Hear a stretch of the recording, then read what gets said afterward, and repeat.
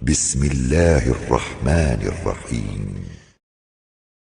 السلام علیکم ناظرین، اس حصے میں ہم غزوہ خندق کا پس منظر اور اس کے واقعات کے بارے میں بات کریں گے انشاءاللہ۔ تو جب بنو نذیر مدینہ سے نکل کر خیبر پہنچے تو انہوں نے ایک نہایت عظیم الشان سازش شروع کی۔ ان رؤسا سے سلام بن ابی الحقیق، حوی بن اخطب، کنانہ بن عربی وغیرہ مکہ معظمہ گئے اور قریش سے مل کر کہا کہ اگر ہمارا ساتھ دو تو اسلام کا اتصال کیا جا سکتا ہے۔ قریش اس کے لیے ہمیشہ تیار رہتے تھے۔ قریش کو آمادہ کر کے یہ لوگ قبیلہ غطفان کے پاس گئے اور ان کو لالچ دیا کہ خیبر کا نصف محاصل ان کو ہمیشہ دیا کریں گے۔ بنو اسد غطفان کے حلیف تھے۔ غطفان نے ان کو لکھ بھیجا کہ تم بھی 7 فوجیں لے کر آؤ۔ قبیلہ بنو سلیم سے قریش کی قرابت تھی، اس تعلق سے انہوں نے بھی ساتھ دیا۔ بنو سعد کا قبیلہ یہود کا حلیف تھا، اس بنا پر یہود نے بھی ان کو آمادہ کیا۔ غرض تمام قبائل عرب سے لشکر گراں تیار ہو کر مدینہ کی طرف بڑھے اور ان کی تعداد 10,000 سے زائد تھی۔ حضور صلی اللہ علیہ وسلم نے یہ خبریں سنی تو صحابہ سے مشورہ کیا۔ حضرت سلمان فارسی رضی اللہ عنہ ایرانی ہونے کی وجہ سے خندق کے طریقہ سے واقف تھے۔ انہوں نے رائے دی کہ کھلے میدان میں نکل کر مقابلہ کرنا مصلحت نہیں ہے، ایک محفوظ مقام میں لشکر جمع کیا جائے اور ارد گرد خندق کھود لی جائے۔ تمام لوگوں نے اس رائے کو پسند کیا اور خندق کھودنے کے آلات مہیا کیے گئے۔ مدینہ میں 3 جانب مکانات اور نخلستان کا سلسلہ تھا جو شہر پناہ کا کام دیتا تھا۔ صرف شامی رخ کھلا تھا۔ حضرت صلی اللہ علیہ وسلم نے 3000 صحابہ رضی اللہ عنہم کے ساتھ شہر سے نکل کر اسی مقام میں خندق کی تیاری شروع کی۔ یہ ذوالقعدہ 5 ہجری کی 8 تاریخ تھی۔ حضور صلی اللہ علیہ وسلم نے نشانات خود قائم کیے، داغ بیل ڈال کر 10-10 آدمیوں پر 10-10 گز زمین تقسیم کی۔ خندق کا عمق 5 گز رکھا گیا۔ 6 دن میں 3000 متبرک ہاتھوں سے یہ کام انجام پایا۔ جب مسجد نبوی بن رہی تھی تو سرور دو جہاں صلی اللہ علیہ وسلم مزدوروں کی صورت میں تھے۔ آج بھی وہی عبرت انگیز منظر ہے۔ جاڑے کی راتیں ہیں اور 3 دن کا فاقہ ہے۔ مہاجرین اور انصار اپنی پیٹھوں پر مٹی لاد کر پھینکتے ہیں اور جو سے محبت میں ہم آواز ہو کر کہتے ہیں نحن الذین بایعوا محمد علی الاسلام ما نقینا ابدا۔ ہم وہی ہیں جنہوں نے ہمیشہ کے لیے محمد صلی اللہ علیہ وسلم کے ہاتھ پر بیعت کی ہے۔ سرور دو عالم صلی اللہ علیہ وسلم بھی مٹی پھینک رہے تھے۔ شکم مبارک پر گرد اٹ گئی۔ اسی حالت میں یہ رد زبان پر آیا ابینا کا لفظ جب آتا تھا تو آواز بلند ہو جاتی تھی اور مقرر کہتے تھے۔ اس کے ساتھ انصار کے حق میں دعا بھی دیتے تھے اور یہ موضوع الفاظ زبان پر آتے تھے کہ اللہم انہ لا خیر الا خیر الآخرہ فبارک فی الانصار والمہاجرہ۔ پتھر کھودتے کھودتے اتفاقاً ایک سخت چٹان آ گئی۔ کسی کی ضرب کام نہیں دیتی تھی۔ رسول اللہ صلی اللہ علیہ وسلم تشریف لائے۔ 3 دن کا فاقہ تھا اور پیٹ پر پتھر بندھا ہوا تھا۔ آپ نے دست مبارک سے فاوڑا مارا تو چٹان ایک تودہ خاک تھی۔ سل کی پہاڑی کو پشت پر رکھ کر صف آرائی کی گئی۔ مستورات شہر کے محفوظ قلعوں میں بھیج دی گئیں اور چونکہ بنو قریظہ کے حملہ کا اندیشہ تھا اس لیے سلمہ بن اسلم 200 آدمیوں کے ساتھ متعین کیے گئے کہ ادھر سے حملہ نہ ہونے پائے۔ بنو قریظہ کے یہود اب تک الگ تھے لیکن بنو نذیر نے ان کو ملا لینے کی کوشش کی۔ حی بن اخطب حضرت صفیہ رضی اللہ عنہا کے باپ خود قریظہ کے سردار قائب بن اسد کے پاس گیا۔ اس نے ملنے سے انکار کیا۔ حی نے کہا میں فوجوں کا دریائے بیکراں لایا ہوں، قریش اور تمام عرب امنڈ آیا ہے اور ایک محمد صلی اللہ علیہ وسلم کے خون کا پیاسا ہے، یہ موقع ہاتھ سے جانے دینے کے قابل نہیں، اب اسلام کا خاتمہ ہے۔ قائب اب بھی راضی نہ تھا۔ اس نے کہا میں نے محمد صلی اللہ علیہ وسلم کو ہمیشہ صادق الوعد پایا، ان سے عہد شکنی خلاف مروت ہے، لیکن حی کا جادو رائیگاں نہیں جا سکتا تھا۔ حضور صلی اللہ علیہ وسلم کو یہ حال معلوم ہوا تو تحقیق اور اتمام حجت کے لیے سعد بن معاذ رضی اللہ عنہ اور سعد بن عبادہ رضی اللہ عنہ کو وہاں بھیجا اور فرمایا کہ اگر در حقیقت بنو قریظہ نے معاہدہ توڑ دیا ہو تو وہاں سے آ کر اس خبر کو مبہم لفظوں میں بیان کرنا کہ لوگوں میں بے دلی نہ پھیلنے پائے۔ دونوں صاحبوں نے بنو قریظہ کو معاہدہ یاد دلایا تو انہوں نے کہا ہم نہیں مانتے، ہم نہیں جانتے محمد صلی اللہ علیہ وسلم کون ہیں اور معاہدہ کیا چیز ہے۔ غرض بنو قریظہ نے اس بے شمار فوج میں اور اضافہ کر دیا۔ قریش، یہود اور قبائل عرب کی 10,000 فوجیں 3 حصوں میں تقسیم ہو کر مدینہ کے 3 طرف اس زور سے حملہ آور ہوئیں کہ مدینہ کی زمین ہل گئی۔ اس معرکہ کی تصویر خود اللہ تعالیٰ نے قرآن پاک میں بیان کی ہے کہ جب کہ دشمن اوپر کی طرف اور نشیب کی طرف سے آ پڑے اور جب آنکھیں ڈگنے لگیں اور کلیجے منہ میں آ گئے اور تم خدا کی نسبت طرح طرح کے گمان کرنے لگے، تب مسلمانوں کی جانچ کا وقت آ گیا اور وہ زور سے لرزنے لگے۔ فوج اسلام میں منافقوں کی تعداد بھی شامل تھی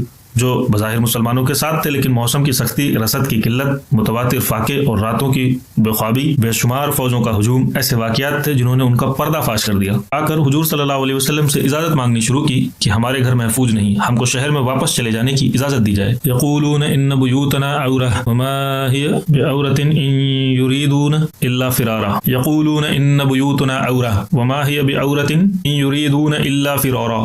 کہتے ہیں کہ ہمارے گھر کھلے پڑے ہیں اور وہ کھلے نہیں ہیں بلکہ ان کو بھاگنا مقصود ہے، لیکن جانثار اسلام کا طلائے اخلاص اسی کسوٹی پر آزمانے کے قابل تھا۔ جب مسلمانوں نے قبائل کی فوجیں دیکھی تو بول اٹھے کہ یہ وہی ہے جس کا وعدہ خدا نے اور اس کے رسول صلی اللہ علیہ وسلم نے کیا تھا، اور خدا اور اس کا رسول صلی اللہ علیہ وسلم سچے تھے، اور اس بات نے ان کے یقین اور اطاعت کو اور بھی بڑھا دیا۔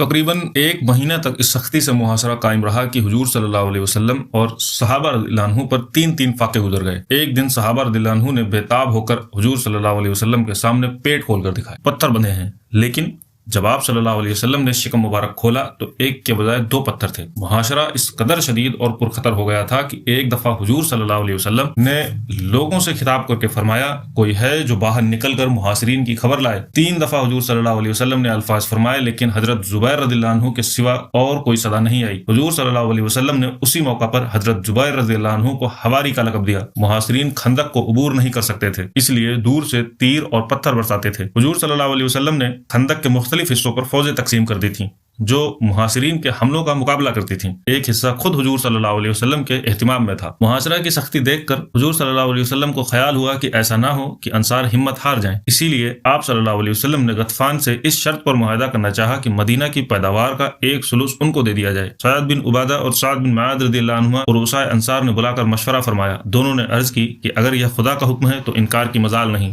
لیکن اگر رائے ہے تو یہ عرض ہے کہ کفر کی حالت میں بھی کوئی شخص ہم سے خراج مانگنے کی ضرورت نہ کر سکا، اور اب تو اسلام نے ہمارا پایا بہت بلند کر دیا ہے۔ یہ استقلال دیکھ کر حضور صلی اللہ علیہ وسلم کو اطمینان ہوا، اور سعد رضی اللہ عنہ نے معاہدہ کا کاغذ لے کر تمام عبارتیں مٹا دیں اور کہا ان لوگوں سے جو بن آئے کر دکھائیں۔ اب مشرکوں کی طرف سے حملے کا یہ انتظام کیا گیا کہ قریش کے مشہور جنرل یعنی ابو سفیان، خالد بن ولید، عمرو بن العاص، زرار بن الخطاب، عبیرہ کا ایک دن مقرر ہوا۔ ہر جنرل اپنی باری کے دن پوری فوج لے کر لڑتا تھا۔ خندق کو عبور نہیں کر سکتے تھے، لیکن خندق کا عرض چونکہ زیادہ نہ تھا اسی لیے باہر سے تیر اور پتھر برساتے تھے۔ چونکہ اس طریقے میں کامیابی نہیں ہوئی، اسی لیے قرار پایا کہ اب عام حملہ کر دیا جائے۔ تمام فوجیں یکجا ہوئیں اور قبائل کے تمام سردار آگے تھے۔ خندق ایک جگہ سے اتفاقاً کم عریض تھی، یہ موقع حملہ کے لیے انتخاب کیا گیا۔ عرب کے مشہور بہادروں یعنی زرار، حبیرہ، نوفل، عمرو بن عبد ود نے خندق کے اس کنارے سے گھوڑوں کو مہمیز کیا تو اس پار تھے۔ ان میں سب سے زیادہ بہادر عمرو بن عبد ود تھا، وہ 1000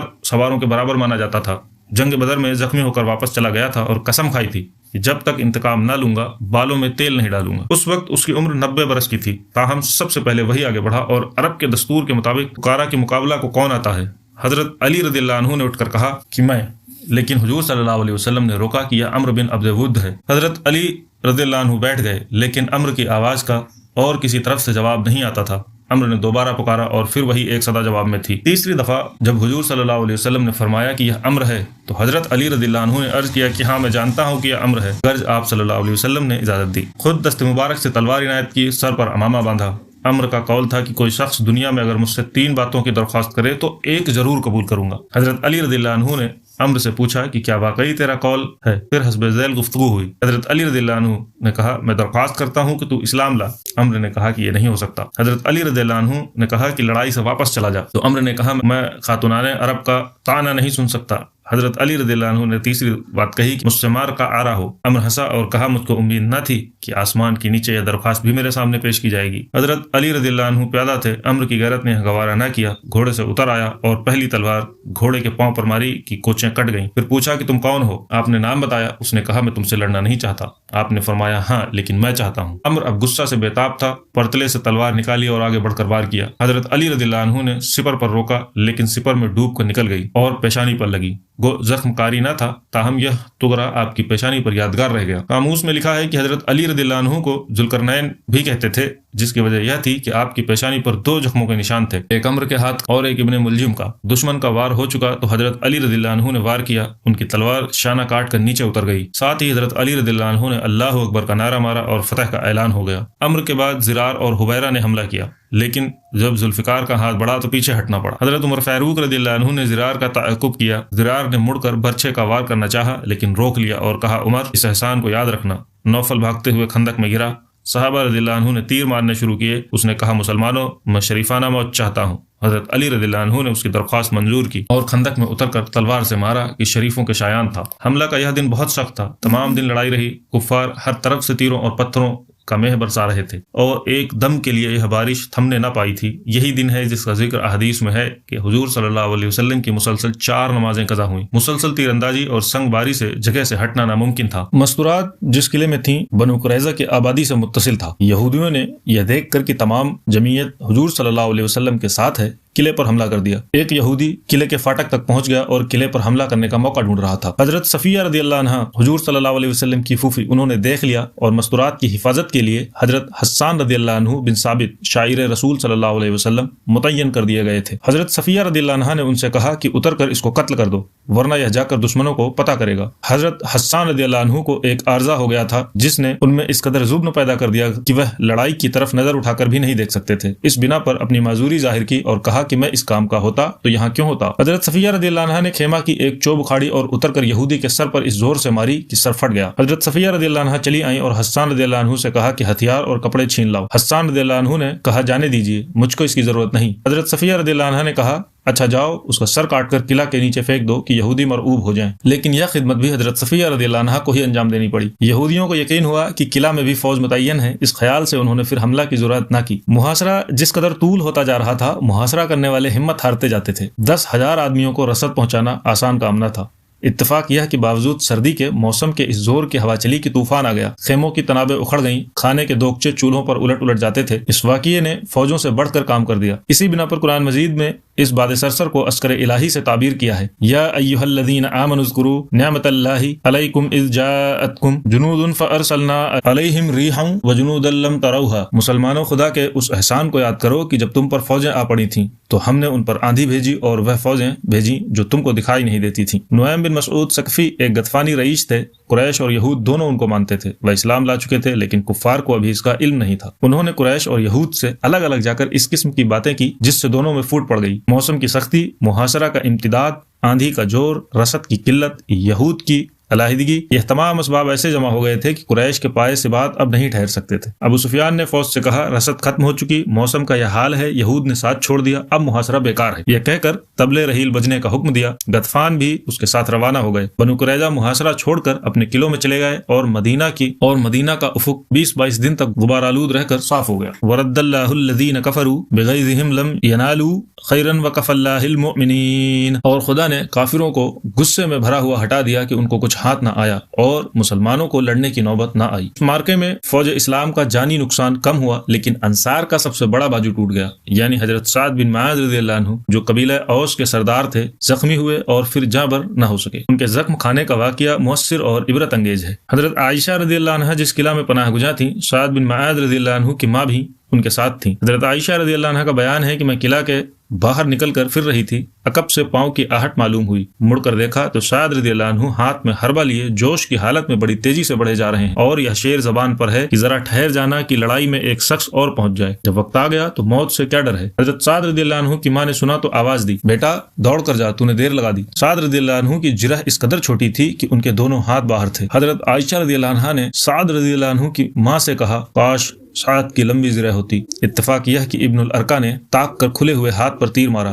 جس سے اہکل کی رگ کٹ گئی۔ خندق کا مارکا ہو چکا تو حضور صلی اللہ علیہ وسلم نے ان کے لیے مسجد کے صحن میں ایک خیمہ کھڑا کرایا اور ان کی تیمارداری شروع کی۔ اس لڑائی میں رفیدہ ایک خاتون شریک تھیں جو اپنے پاس دوائیں رکھتی تھیں اور زخموں کی مرہم پٹی کرتی تھیں۔ یہ خیمہ انہی کا تھا اور وہ علاج کی نگراں تھیں۔ حضور صلی اللہ علیہ وسلم نے خود دست مبارک سے مشکس لے کر داغا لیکن وہ پھر ورم کر آیا، دوبارہ داغا لیکن پھر فائدہ نہ ہوا۔ کئی دن کے بعد یعنی بنو قریظہ کی ہلاکت کے بعد زخم کھل گیا اور انہوں نے وفات پائی۔